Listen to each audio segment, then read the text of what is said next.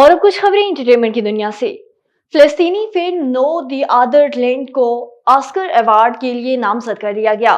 عالمی میڈیا کی رپورٹ کے مطابق فلم کے ہدایت کاروں میں 4 اسرائیلی باصل ادارہ حمدان بالل، یومن ابراہیم اور ریچل سزور شامل ہیں۔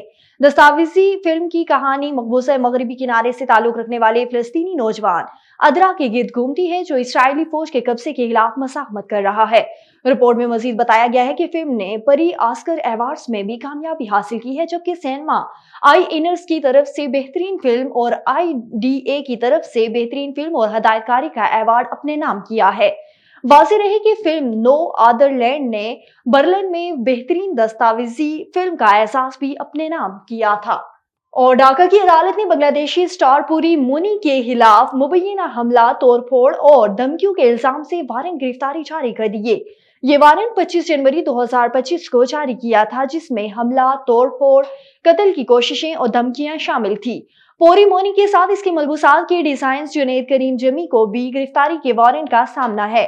جوڈیشنل مجسٹریٹ کورٹ 1، جس کی صدارت محمد جنید نے کی تھی، جس نے پوری مونی کی عدالت میں عدم پیشی کے لیے وقت مانگنے کی درخواست کو مسترد کیا تھا، ان کی غیر موجودگی میں الزامات عائد کیے گئے تھے۔ عدالت نے وارنٹ جاری کرنے کا اشارہ کیا۔ یہ کیس 9 جون 2021 کو ساور کے ڈھاکہ بورڈ کلب میں پیش آنے والے ایک واقعے سے جڑا ہے۔ ناصر کی شکایات کے مطابق موری پونی اور اس کے ساتھیوں نے رات گئے کلب کا دورہ کیا، دونوں نے نشہ کیا اور مفت میں شراب لینے کا بھی مطالبہ کیا۔ اور اداکارہ و میزبان جگن کاظم نے محبت ہونے کا اعتراف کرتے ہوئے کہا کہ میں اپنے سابق شوہر سے بے پناہ پیار کرتی تھی، مگر میں تشدد نہیں برداشت کر سکی۔